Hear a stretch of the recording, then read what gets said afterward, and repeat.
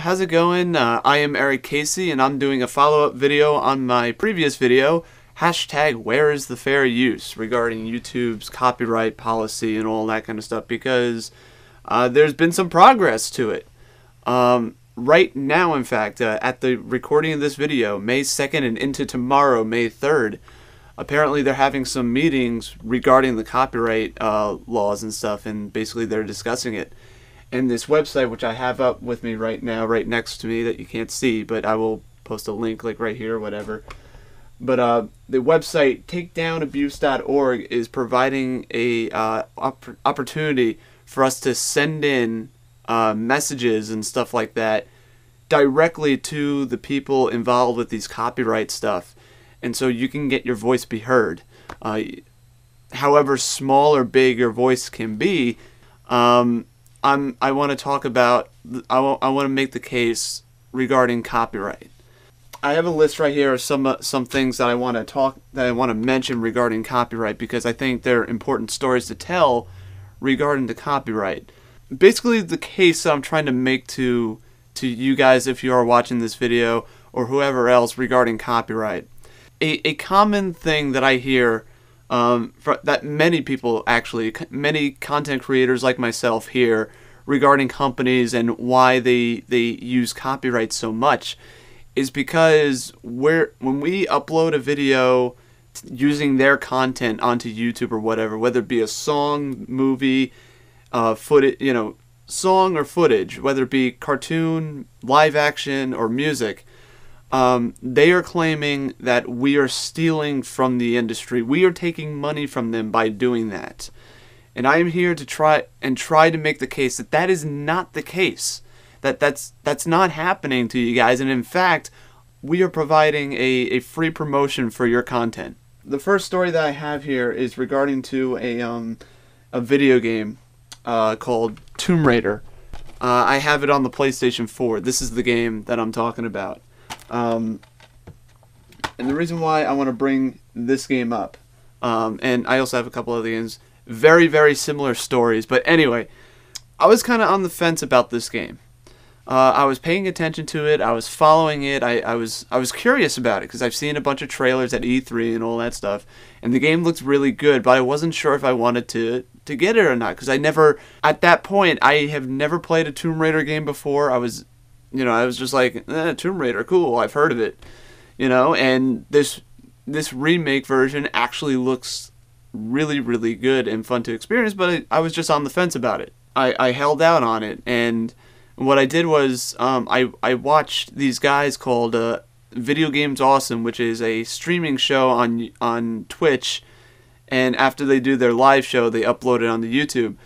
But the thing is, these guys are amazingly, they haven't really had any copyright strikes on them, or for however long I have watched them. I've watched them for about 3 or 4 years now. But basically, because the way their show is, it's a little bit different from typical streaming shows, because they actually show themselves, they're actually able to have themselves sit in front of a sofa and play the video game, and you could see both the video game and them playing vice versa, and you can actually watch them play the game and experience it as they go. And these guys play through the whole game, so the entire game is being spoiled, period. They play through the whole thing. But what I do is that, if it's a game that I've been paying attention to and that I'm really, really curious about, sometimes I watch them because I think they have good judgment with games. And they played the opening sequence to the Tomb Raider game, like the first opening playthrough of the gameplay and everything, and I'm like, that was amazing. That was really fun. And quite literally, the next day I went out and I bought the game, and I got it on the PlayStation 3.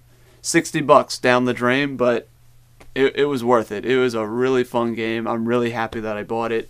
And in fact, the reason why I have it on my PlayStation 4 now is because I bought it again because I enjoyed the game so much. And I'm kind of weird like that, where if I enjoy a game so much, I want the best possible experience version of that game. And since some of these games that were coming out that I really, really loved, like the Telltale Walking Dead series and The Last of Us, I got those games because I enjoyed the original version so much. And basically it's just, you know, an updated version. The point is that I bought this game twice. I bought this one for $30 and I bought the original for $60.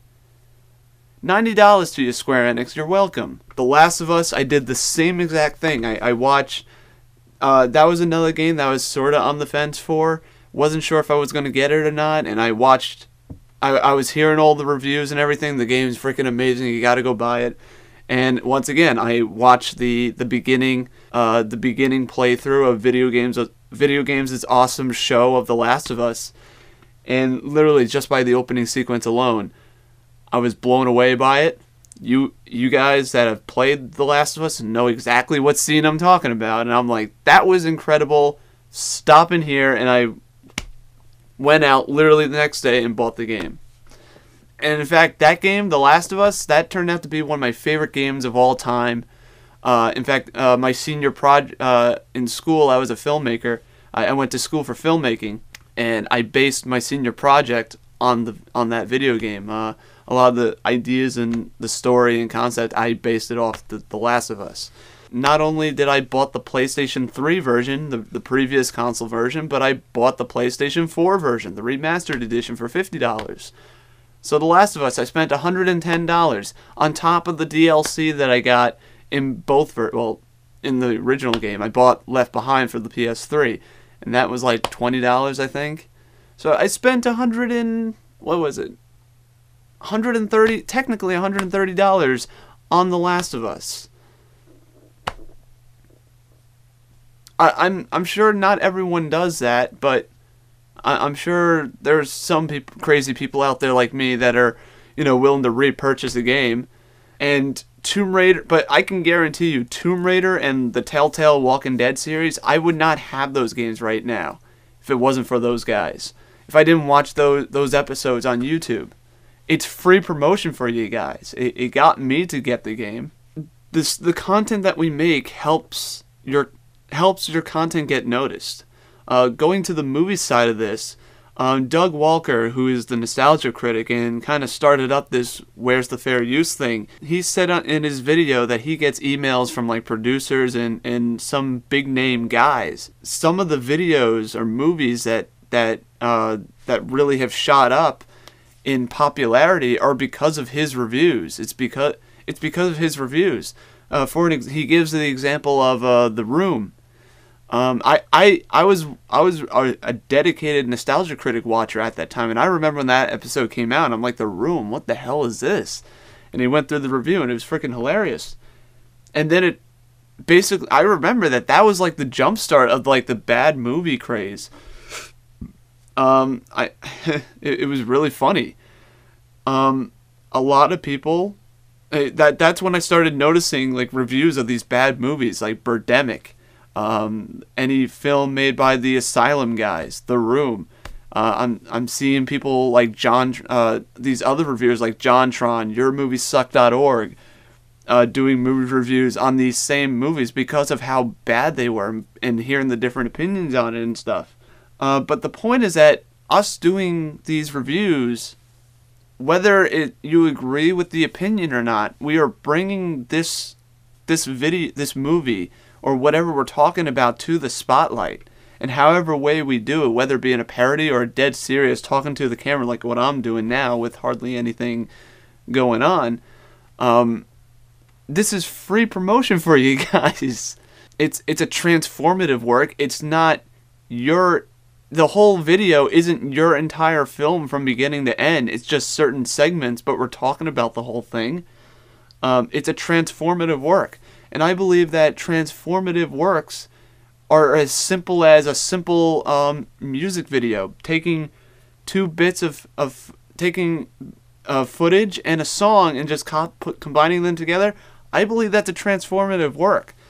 And the reason why we do that for many reasons. One, it's because we love the content so much. We either love that song so much or we love the footage being played. So like, let's just say, someone makes a music video to Bad to the Bone and they use Terminator 2 footage.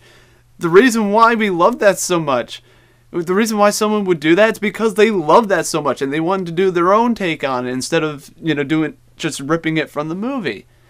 And then there's people that go a step and beyond, where they take two different things that supposedly don't match up at all and make them work. There's a story that I want to tell you about that.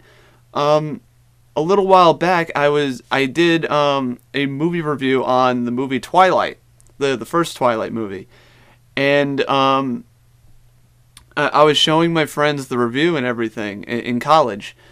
And at the very end, I put the song "All Summer Long."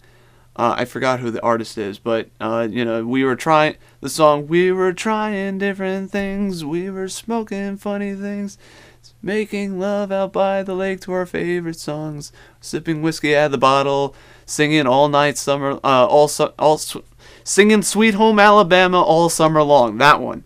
And that's the song that I'm talking about. I put that song at the end credits of the Twilight review. And what I did was, I basically, while that song was playing, I was matching up certain specific clips to the lyrics of the song All Summer Long. And the reason why I was doing that, because I thought at certain beats it was kind of funny, because the lyrics of we were trying different things, we were smoking funny things, if you pay attention to the credits, if you watched it that long, if you managed to get through the entire review and watch it through the credits, the song that I did, I matched up those lyrics. So specifically, whenever those lyrics, we were smoking funny things, came up, it would show a clip of Edward sparkling in the sun, because in my opinion, that was just stupid, and it was just doing something creative to express that point.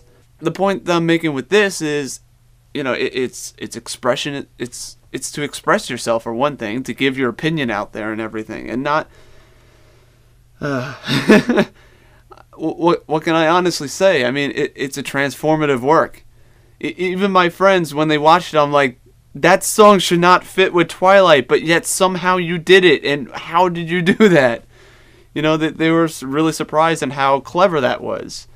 Another reason why, too, that you may not realize is that, coming from my perspective, like I said, I've been studying to be a filmmaker. I just graduated college and I had my degree in filmmaking.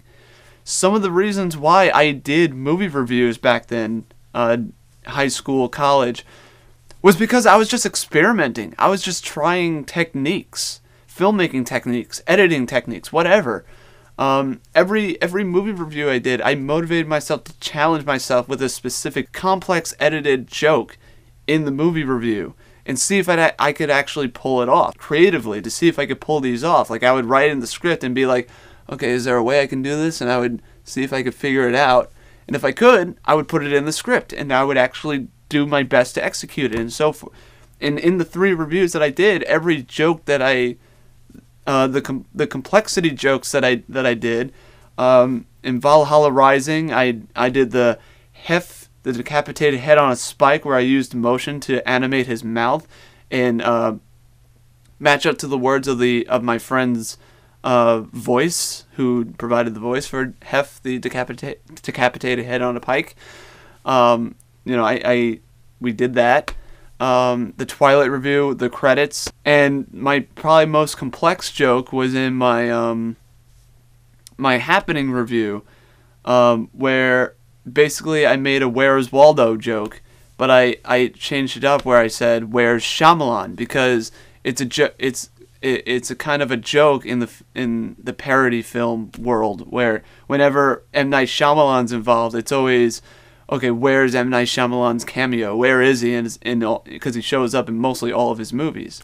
So I made a joke of where's Shyamalan, and I photoshopped a "Where's Waldo" cover, put Shyamalan in the middle of the cover, and then I edited one of the pages where I made like references to some of his movies, like Signs, and basically the joke was, where was he in this red truck? Because in Signs he showed up in a red truck, and I colored in a truck. I basically photoshopped a picture of a truck, and I colored it red, and then I just put him inside the mirror looking out from, But I thought the joke came out well. If you watch the review, I think it was a really hilarious joke. I wish my audio levels were better, but the point is that I was actually able to execute the joke. I set a goal and I set out to do it.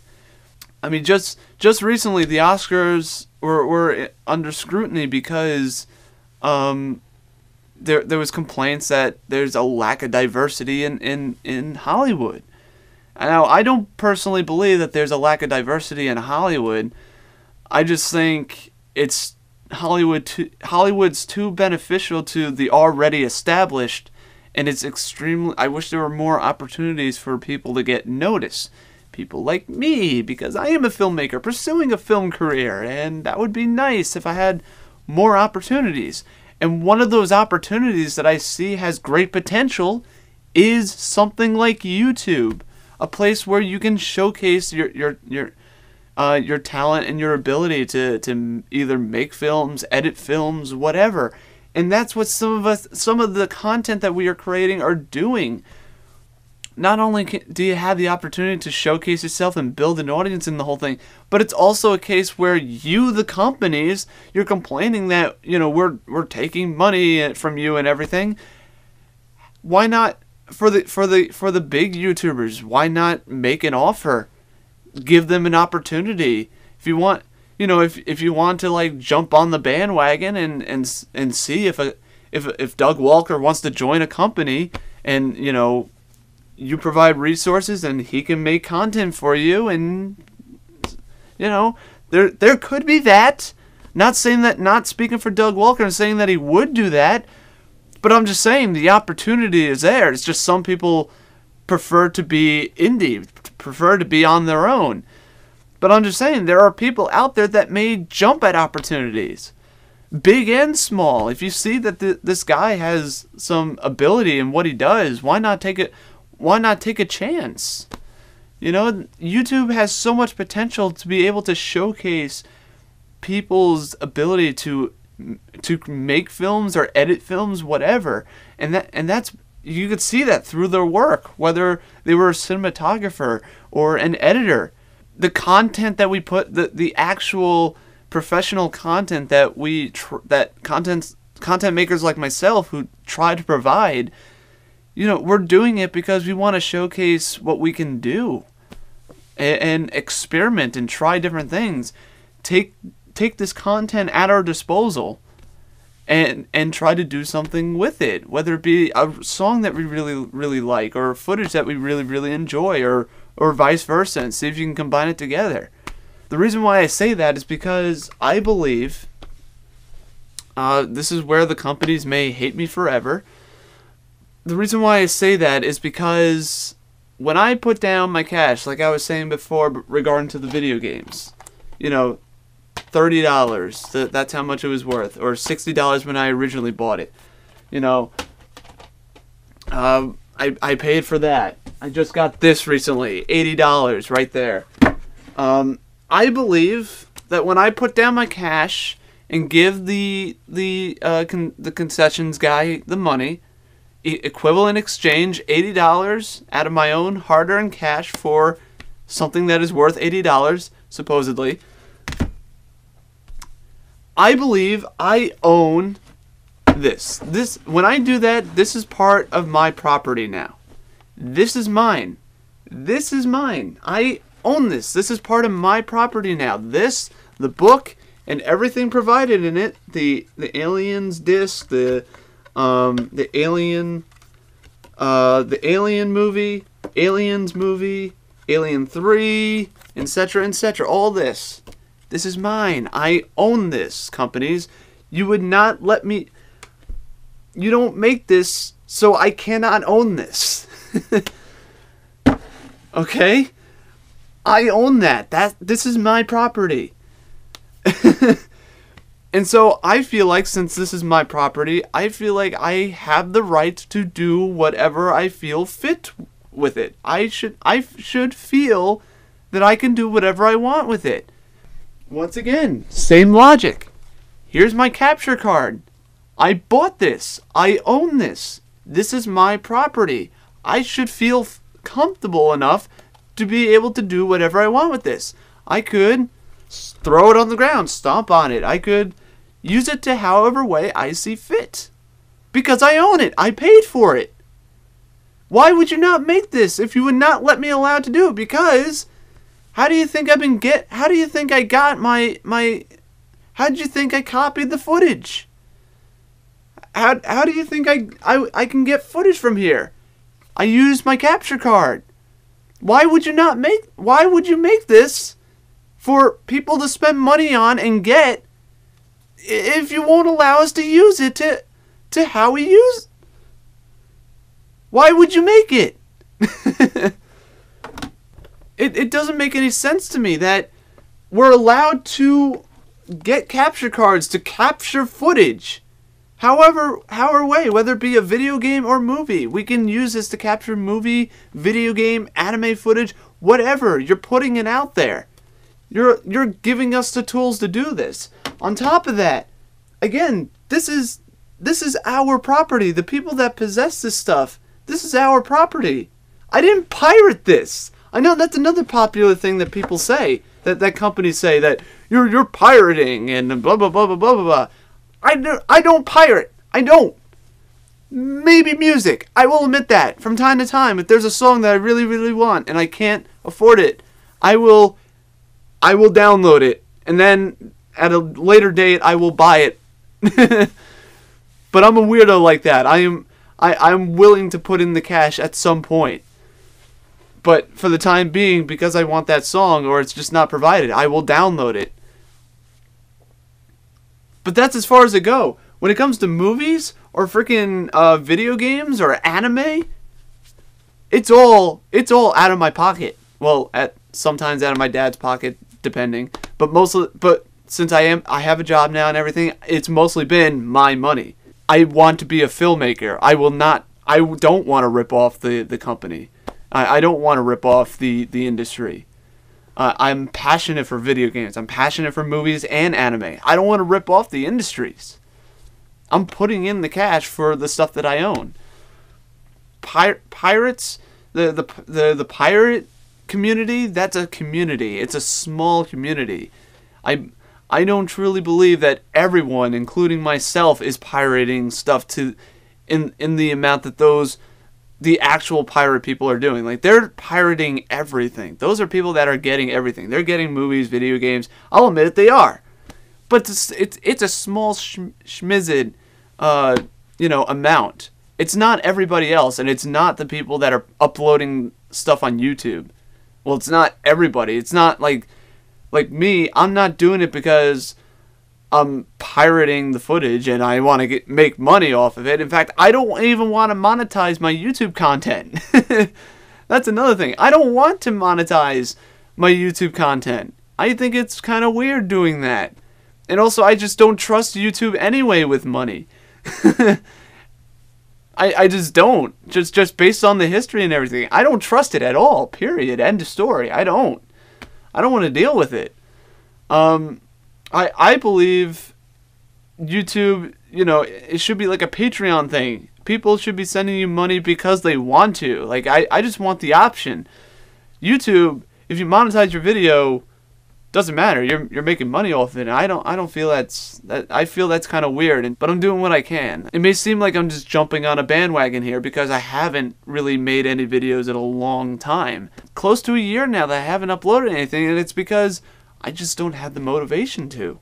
If anything, it's just videos that I've done. Like, the most recent videos that I've uploaded have been from college. It's not even for YouTube stuff. It was college projects that I did. I had fun working on those projects, but it's such a motivation killer when you put, 2 to 3 days of work, literally full 2 to 3 days, staying up all night, editing the footage, shooting it all day, contacting your friends to help you out for certain cases, just everything that you do, because a professional, semi-professional movie review takes about 2 or 3 days to put together. You're talking about over 30 minutes of footage at the very least, and then you get hit with a copyright strike, or you get hit with a copyright claim, and then the video's monetized, and then companies start making money off of you. That's the thing. Some companies are making money off of my videos because, I have no contract with them. I'm not working with them, and yet they could just throw a copyright claim and then they have money coming in. Do I see any of that? No. It would be nice if I could see any of that. I mean, I'm working a minimum wage job, about 25 hours a week. I would love to see some of that money. It's freaking money.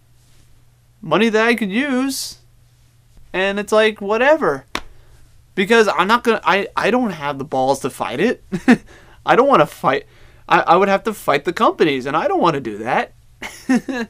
I don't want to get into legal trouble. But, and that's another thing too, when you make these copyright claims, that if it goes, we could get sued for doing this. We can get sued. We can go to jail depending on how extreme it is. And just imagine the scenario. You know, I'm a repeated let's just say myself, I'm a repeated copyright offender, whatever, and I got sued and I got put in jail for you know, whatever the case is. And you know, I take my first steps into jail. And I meet my cellmate for the first time, and he's like, "Yo, what's up? What's up, boy?" And I'm like, "Hey, how's it going? What did you do to get in here?" And he's like, "I raped and I slit the throat of the bitch." And then he's like, "What did you do, boy?" And I'm like, I did a movie review on The Happening." Just think of this, like that could be the scenario. You know, you could go to jail for this stuff.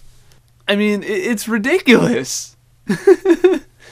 This should be a fun experience. That's the whole point of making this content, isn't it? It's not, isn't it about having fun? and showing off how much you love this thing?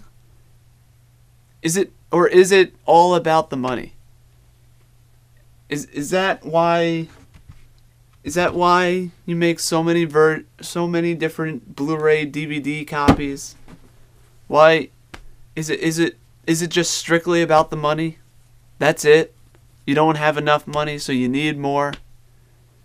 And you can't respect the material itself, where someone can take The Last of Us and make a thesis project out based on that content? No, not even based on, inspired by. You know, someone can get inspired by The Last of Us and create a thesis project like I was. Another thing that I hear a lot of companies say is that copyright has been created because we want to protect the artists and their content. This is when I put on the skeptical glasses. Because I don't believe that. Personally, I don't believe that one bit. I believe that copyright is in place so you guys can nickel and dime us for the very reason that, you know, YouTube's copyright system is put in place. Okay, taking aliens away from it, there's a couple shows that I have written down here. Megas XLR and Young Justice. And these shows have something in common. These shows have been written off by Cartoon Network at one point. And what this written off means is that if a show, basically if a show does poorly in the eyes of the company, Cartoon Network, you know, I guess it's like a tax thing or something. But basically, Cartoon Network technically still, the thing that doesn't make any sense is that when you write it off, that kind of means you just like throw it away, like, this didn't happen type of thing. But they still own the rights to Megas XLR and Young Justice. So they wrote the shows off, but yet they keep the intellectual property of it. But you're going to sit there and say that copyright is in place to protect the intellectual properties and the creators, and yet the companies are the ones that are always keeping the intellectual properties hostage in these situations. Megas XLR and Young Justice are basically freaking under hostage right now. Another example is Codename Kids Next Door. The only DVD that's out there on Amazon right now, provided by Cartoon Network, is Season 1 of Codename Kids Next Door. But you can't get seasons... I haven't seen Seasons 2, 3, 4, and 5 because apparently there's some copyright laws going on. There's some copyright rules that Cartoon Network has to jump through in order to get those DVDs made. So, you have a very successful show in Codename Kids Next Door, and yet fans like myself can't get the entire show because we want the entire show, but we can't get it. We can only get Season 1 because copyright. What the hell? How is this protecting the intellectual properties? How are these laws protecting the creators and their intellectual properties? They're not. They are clearly not. If it was so protective of it, you would be more willing to give out some of these properties. But hey, if you give out the properties and someone takes it and they turn out to be very successful with it, we want to see a piece of that pie. Well, freaking do something about it. Use the intellectual properties or give it to somebody that will do something with it. Instead of freaking acting like Smaug from The Hobbit, just sitting on your ivory tower, just sitting inside your mountain of treasure, just holding up these intellectual properties for yourselves. Jim Sterling in one of his videos brings up a video game called Metal Arms and the Glitch in the System. I don't know if any progress has been made, but in one of his videos he mentions that the original creator of that game has been trying to get the intellectual property of that back from EA, and EA has just been like, whatever. They still own it. To my knowledge, they still own the intellectual property of Metal Arms Glitch in the system. And the original creator doesn't have it. None of them do. Hardly any of the original creators have their stuff. It's ridiculous. And you're going to sit there and tell me that copyright is in place in order to protect the intellectual properties and its creators. And yet, the companies are the only ones who own the intellectual properties and just use the creators so you can just make money off the property. That's not protecting the creators or the intellectual property. That's more of being a parasite, sucking as much money as possible from that intellectual property and creator. You guys didn't create that, but yet you own the rights to it. You paid someone to create it. And just suck it dry. And you're like, oh, this is a moneymaker. We're going to keep that. Screw you. It's insane. It's insane how these companies act regarding to some of this stuff. Where's the fair use, people? Where's the fair use? Where is it? Hashtag, where is the fair use? Something's got to change. We can't continue to do this. We can come to an understanding. We want to. We want to be able to do what we do. If we're willing to come out and talk, just give us the opportunity. I'm sure Doug Walker and myself will be on the first plane to wherever it is to make our case personally. That's why I'm doing this video. That's why I'm providing this link. If you actually play it and watch the whole thing, 50 minutes. That's going to get cut down a little bit. Probably be like about 40 minutes. It's at 10 minutes. Fuck. Anyway. Hashtag, where's the fair use, guys?